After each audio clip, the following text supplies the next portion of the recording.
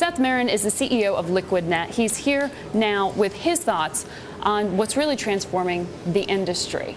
If you see this transaction go through, Deutsche Boerse takes over the New York Stock Exchange. Is it as clear-cut as electronic trading is just the way to go? We're not going to see specialists on the floor? I think that, the only place in the world that you have human beings racing around the floor is in New York. It's clear that the other stock exchanges around the world have done away with it and gone purely electronic.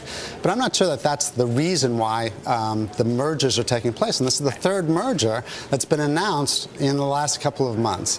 And what we've seen is that exchanges historically have been monopolies in every country, and in most countries they still are monopolies. Once competition is introduced into the exchange space, then we've seen exchanges lose a majority of their market share very quickly. Transaction fees decline by 90%, and margins go down. So this is a natural evolution when you go from monopoly to competition, and they have to go and diversify their revenue streams.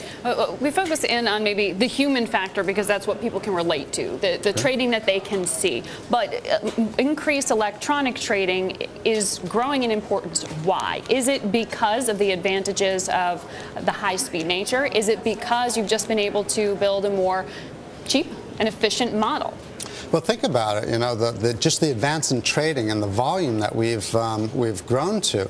It wasn't. It was 30 years ago when the New York Stock Exchange was trading just a few million shares a day, and that was a big day. I remember when I got into the business, every time the New York traded 100 million shares, we had champagne.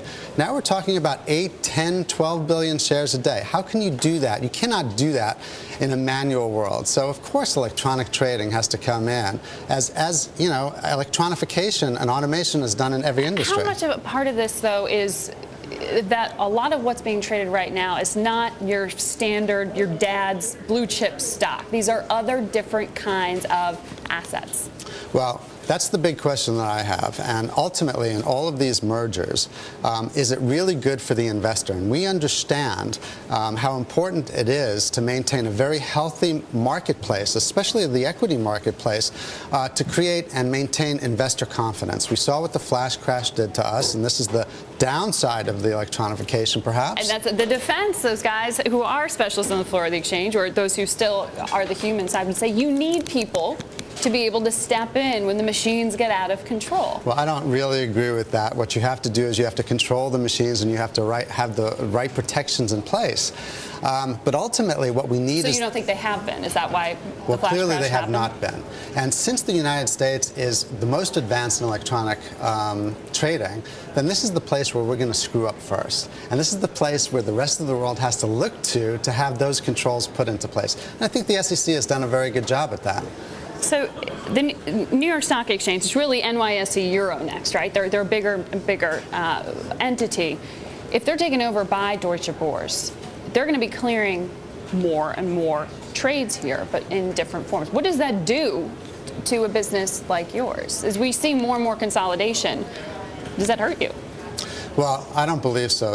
What the market has always needed, and again, this goes to the protection of the long-term investors. What the exchanges are doing are they're diversifying into derivatives, and they're going after what we've seen is high-frequency trading. Mm-hmm. And that is at direct competition to the long-term investors, and that's who we serve. So we believe that a safe and efficient marketplace for institutional investors is necessary. This is not addressing that concern. So in fact, there are lots of other things that exchanges could be doing other than or in addition to merging, and that is partnering with a wholesale marketplace that we create and provide a safe and effective marketplace for the institutional investors, not at the expense of the high-frequency trading, but in addition to the other diversification that they are doing these mergers for. All right, Seth, we've got to leave it there.